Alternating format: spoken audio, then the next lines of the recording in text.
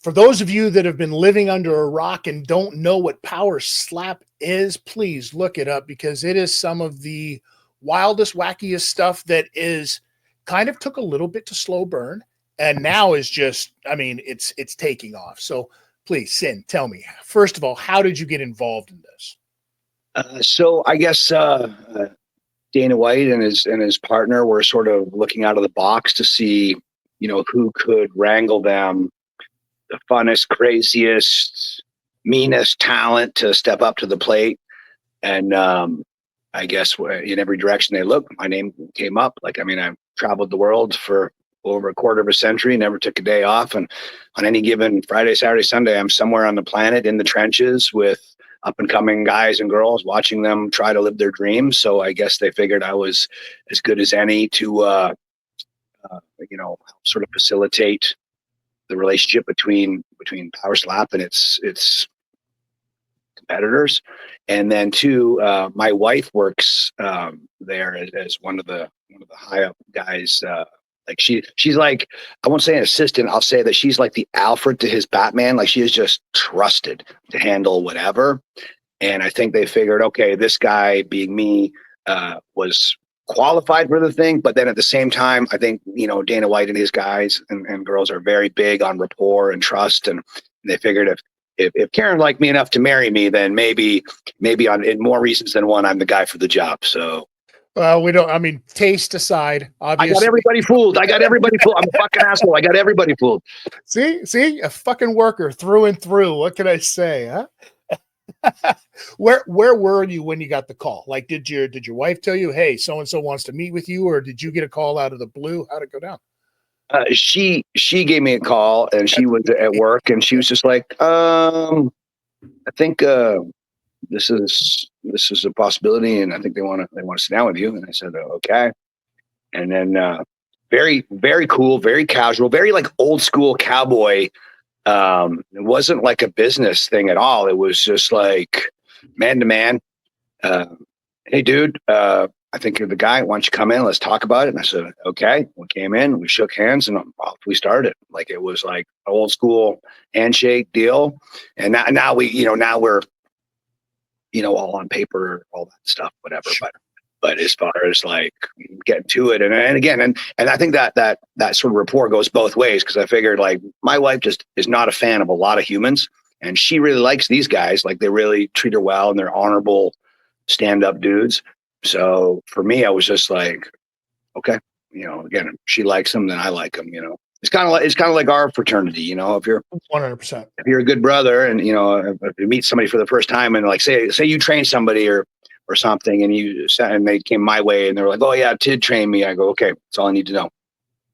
So like I think it was a very, very rapport oriented thing. Rapport meets skill. So it was a convenient thing of like, okay, the guy's got the right skills, and personability, reliability wise, is he the right guy? And then Karen kind of checked that box, and there you go. Who was the first worker that got a hold of you? I can't. So yesterday, I'm sorry, I'm going to tell you that this whole interview is probably going to be, this is Champy right here, is going to be interrupted and lots of run-ins from like chickens clucking, dogs barking, and cows mooing and stuff. So the usual stuff when we get together and chat. Yeah. So I can't tell you, just for the privacy clause of like all the competitors until they sort of are unveiled on TV. I can't tell you who I've locked down, but I'll tell you, like, so yesterday is the first day that I kind of put it open. Like, hey, if you're a wrestler or whatever, and you're interested, send me a message. But the few days prior, just to sort of just kind of put some feelers out, I kind of cherry picked a few people, guys and girls, that I thought would be good TV and just stud athletes, and just for whatever reason, whatever kind of box they checked. Are they good TV? Are they crazy athletes? Are they this? Are they that? Whatever it is. And so I called a few, and I will tell you this. This is the nicest way I can say it. It was very interesting to me. Now, injuries aside, like if there's some guys that wanted to do it but maybe couldn't because of an injury or something like that, they're excluded from what I'm about to say. Other than that, I think it was very interesting to see who behind closed doors was a goer and who was a wiener. Yeah, that was really a social experiment, interesting to me. That's interesting. I mean, listen, because when the post went up, people were hitting me up and they're like, "Oh, would you be interested in trying this? You go back home, get a vacation, blah blah blah blah blah." And I'm like, I am a 54-year-old man who is just no, because also I'm going to get stuck in a division where Samoans are like hitting your head like it's a T-ball. So I'll tell you this: it's on weight class. So yeah, if you're in the super heavyweight category, yeah, there's going to be some doozies in there, no doubt. As far as age, just to let everybody know, and like zero offense, is just how this is just kind of what the office sort of said. They were like, loosely, we want to kind of keep it between 21 and 40. Now, if there is an exception, if there's some stud athlete, guy or girl that is maybe a couple years older than that or whatever, if there's some extenuating factors that really makes this person, good for the gig, then okay. But for the most part, they're looking at about 21 to 40, which is a huge age bracket. 100%. Could you imagine getting your brains rocked around like that at 50 years old? There's a reason like they don't have fighters in the UFC. Like this is TKO knows what they're doing. Sure. And they are really super like cool about like safety and medical. Like I think that's something important to discuss. Like they take that very seriously. Well, I think you kind of have to as well, right? Because of course. You specifically, and this isn't a knock on, but as well as I do, the business that we've been in for so many years is littered with concussions. Oh, for sure. Littered with people and stupid injuries and no protocols and 100%. So drawing from that field has got to be a bit of a task as well. You know what I mean? Like you got to be looking at some of the guys going, bro, I would love to see you in there, but I can't allow that.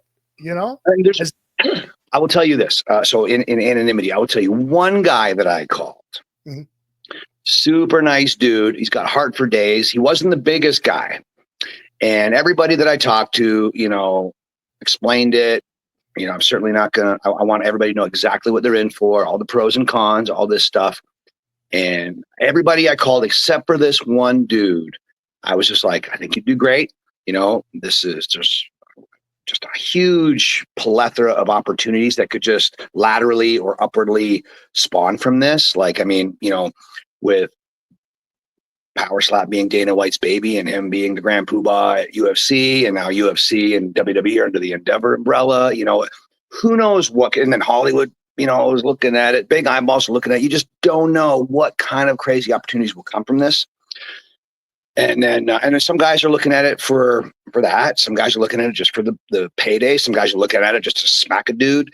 Some guys have different reasons or whatever. And for every single guy, except for this one guy, I said, I think you do really good, and for whatever different reasons. And I would sort of plot that out thinking, this is why I think it would be good for this guy, this girl.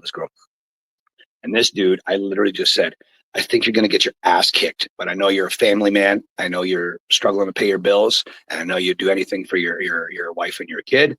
So I don't recommend that you take me up on this offer, because all these other guys are stud athletes, and this is just a guy. He's a wrestler, but he was like really more of a manager, but he's wrestled, and there's weight classes. I mean, there's guys in his weight class, but still, I think he would get Andy Kaufman to the freaking moon. And I'm like, dude, you're such a nice dude. You're the last guy I want to see get swatted. I don't want to see anybody get clobbered. And again, I'm very respectful of danger. If I'm doing a wrestling seminar or a wrestling match or whatever, I preach safety.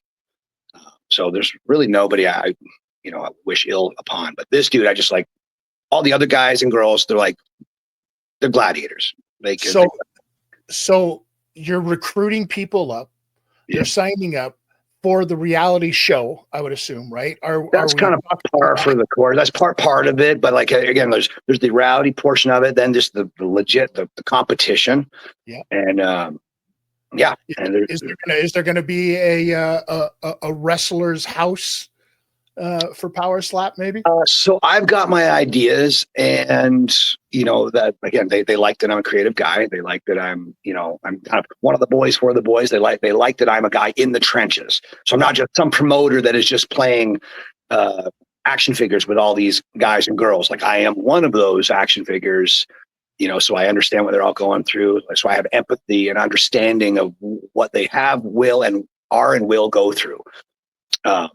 So having said that, I've got lots of different ideas of how to sort of expand this, put content to this and everything. I don't want to jump the gun and stooge anything up, but I've got my ideas, and they're very open-minded. So we'll just stay tuned and watch the cookie crumble. And finally, did you corner the deal so that you can be the one that's making the action figures for it? Because I know you're big into that too. That's amazing. So when is this all supposed to be coming out? What's the timeline on all of this? The next combine for this upcoming season is in late June, and then I believe the new episodes, competition and episodes, are going to start in late July. All right, and we do about once a month. Have you got a cutoff for the boys and girls getting a hold of you? I'm sorry. Have you got a cutoff date for the boys and girls, the men Sooner and women? rather than later, but I think too, as this unfolds, like I'm going to be consistently recruiting. So, again, this is just the first, like literally yesterday was the first day that I put this public. And again, a few days before that, I just cherry picked a handful of guys and girls just to see. And a couple of them, I was just like, I'm just going to see what they say. And some of them said yes. Some of them said, fuck no, and when they see some of that footage, and it's just like, but I mean, think about it. A pro wrestler is perfect for this because they're trained to take hits, they're trained to take bumps, they're trained to do all sorts of crazy stuff like jump off of ladders and tables and chairs. Oh my, they're hungry, and they do this a lot of time for peanuts. So why not? If you could take a body slam or a chair shot, I'm pretty sure a smack is in your wheelhouse, and for a really good payday from a company that actually gives a shit about you. A company that actually cares about you, wants to see you do well. We all know how many times we've been potatoed in the ring as it is. You know what I mean? Like it happens. I hope that everything works out great. I can't wait to see the creativity behind it, because I mean, you're the same guy that has had a few viral video moments, let's say. You know what I mean? Sure.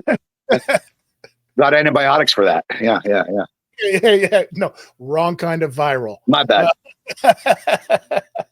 So, well, listen, I for one can't wait to see how this all turns out. It's cool. You know what? Some of the things that were literally going through my head, sort of vicariously for the guys and girls that I've talked to and that I've got on board with me, is like, so I love pro wrestling. Okay. Yeah. I like to think about it. I owe it everything. It owes me nothing. It has allowed me to see the world, but at the same time, you have the things go through your head over the course of time, good, bad, and indifferent. You ponder, and you this and you that. So some of the things that I kind of talked to these guys and girls about was just like, look, the difference between this and pro wrestling, or maybe even a casting agent, maybe for like a Hollywood movie or a TV show or something. It's just like, well, like, who's the better wrestler? Is it De Niro or is it Pesci? Well, it's whoever Scorsese wants to put over as the lead man. So it's not like you're a better wrestler than me because you've got more yards or more RBIs or more goals. It's all subjective art, where this is literally, you don't have to kiss somebody's ass to go over, or you're going to do the job to somebody who couldn't lace your boots in real life, or who wouldn't stand 10 seconds toe to toe in a bar fight with you. This is literally you be you, however you want to be, the pro wrestling version of you, the real life version of you, something in the middle, whatever. Like, you do you how you want. And literally and metaphorically, your future is in the palm of your hand. So It's not like you're doing the job. You're not doing the favor. You're not going over, getting squashed, getting this, getting that. It's you being you, and see what happens. I think it's interesting too. Like, you give an opportunity to a lot of guys in that age category that you're looking for, that put on this persona of, I am this super duper tough guy. Sure. I am this, you know what I mean? Like, that's the image. We all get it, right? Sure. Okay. Cool. Sure. Maybe go add this to your resume. Could you imagine? Like, I can't imagine It's the bragging right. I mean, the bragging rights, bragging rights. You're going to be able to get at least a $50 bump in your pay. There you go. In your booking fee, I would imagine afterwards, right? You know what I mean? So I'm going to answer this question for a lot of wrestlers that are possibly listening to this. It's like I've had some guys, and again, this has been in the conversations this week. Some of the conversations, like I don't want to look foolish or I don't want to look weak if I lose or whatever. And I would just think the powers that be at any wrestling company or wherever. Sure. I think any of the red-blooded bookers, like, again, I can't speak for Triple H, but I'm just going to put a good guess on my little bit of time around him at NXT and the PC and stuff. I would think he would be more impressed with somebody that stood up to the plate with some balls and then got struck out, as opposed to somebody who was too gutless to even try. Yeah. Look at CM Punk got his ass kicked in an octagon, but he gave it his all. And now he's going to main event WrestleMania next week. Twice. So, his ass kicked and came back and got his ass kicked again. Yeah. I'm not knocking him. I'm putting him over for having the balls to do that. I mean, all the odds were stacked. I mean, his age bracket at the time, and he was always more of a in my opinion, I mean this in the nicest of way, but he was better on the mic than he was surrounded by ropes and turnbuckles. Like he just talked the talk. Like Roddy Piper, it reminds me of Roddy Piper, him and Jake are my favorites, and they were storytellers more than they were athletes. Like they're all awesome athletes, but you get the idea. They weren't Ricky Steamboat or Mr. Perfect or Ricochet or AJ Styles or HBK. They were better to sort of plant seeds in the fans' heads. Like, oh, I got to see this unfold. I got to buy a ticket. And pro wrestling is a perfect place that blends all of those different types of things. You have legit tough guys, you have legit actors, you have legit gymnasts, and you can meld it all together into this, this pot of greatness. Like that's the beautiful thing. This is very cut and dry.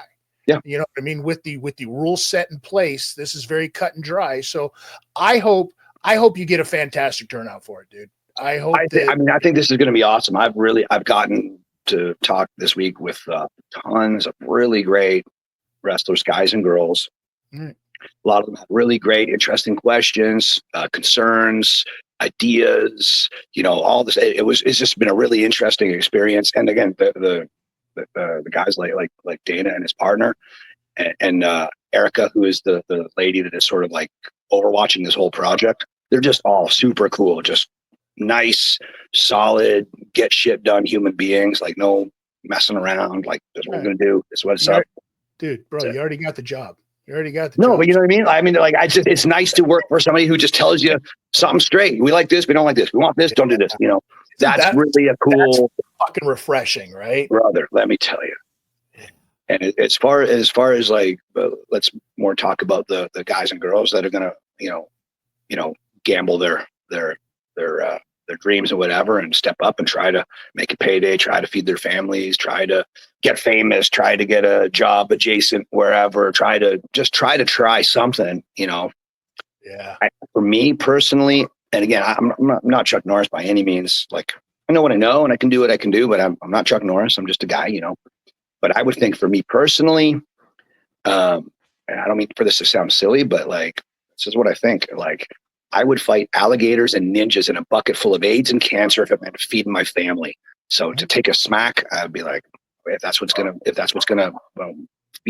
put food in my daughter, my wife's belly, and feed my goats and my chickens and my dogs and my cats and all that stuff, pay my mortgage, then as a red-blooded dude, how could I not? And further your story.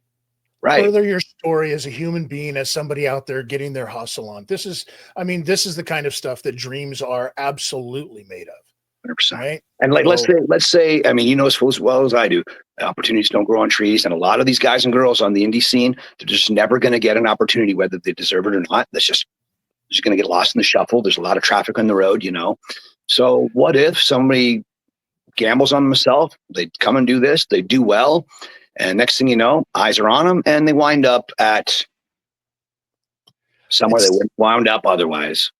Wild. Like you would have, it was back in the day, you'd be like, oh, I'm gonna go to New York to get discovered as a model, or I'm going to go to LA to get discovered as an actor, but now it's, I'm going to go to Las Vegas to get discovered as a combat sports fighter. Yeah. You know, amongst many other things, Vegas has exploded, but the fact that the eyes are on this is a real indication of the love that Dana has for the products that he puts out. Sure. The city that he lives in. Sure. You know what I mean? And everything that he's doing for this. So I think that Dana a lot of time gets a lot of bad rap, you know, for ridiculous reasons, for unwanted and unwarranted reasons.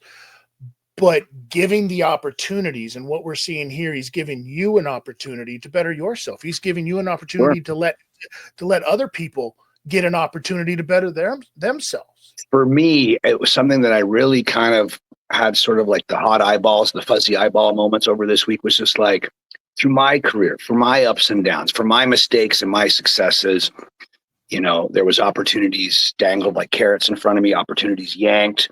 So I think what's really kind of special to me for this is like how those opportunities are fleeting or dangled or yanked or swerved or robbed or this or that or whatever. Now my job is to give opportunities. And I'm just like, feel like the tooth fairy of UFC or something, you know, like I can go, hey, this guy has got a family. Hey, this guy is a stud athlete. Hey, this guy or this girl has this or that to offer. Step up to the plate. Take charge of your destiny. You could be the Rip Rogers of power slap, brother. I'll take it. I'll take FR. Tremendous. So how can people get a hold of you if they want to send you their information and DM you, whatever? So right now, just send me a DM on my social. My Facebook, my Twitter, my Instagram is all the same. It's Sinn Bodhi, SINNBODHI. And next week I'll have like a dedicated email from the office where I'll shovel everything. And again, I'm sort of like right in the beginning phases of this. So let me, again, I'm a wrestler. I jump around in sparkly undies for a living. So let me figure out how to be an adult and get an actual email that's specific for this and stuff. And I literally had one dude, this influencer dude that I was talking with, and he goes, how do I know this is real? I'm like, do you want me just to take a picture of Dana White slapping me in the office this week when I'm there? Like, how do you, like, you can call them and verify me. That's fine. You can call the head office. I don't know how you want to. I'm like, I'm thinking, okay, I got to think in adult terms here because I'm used to, taking bumps and jelly beans and thumbtacks. So I'm like, how do I pretend to be an adult to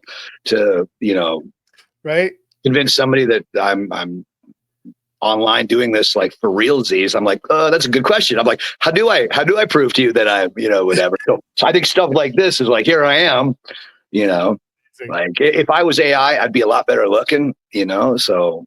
Bro, I'd be younger. Right. That'd be a lot fucking younger. Both of us. Crazy stuff. All right, brother, man, stick right there. For everybody else, thank you so much for taking the time out to watch all of this stuff. Listen to it on all of your podcast providers, Spotify, iHeartRadio, YouTube, Rumble as well. We are over there. We're everywhere, brother. For the rest of you, hit that like, hit that subscribe, do all of those things. We'll be right back right after this one.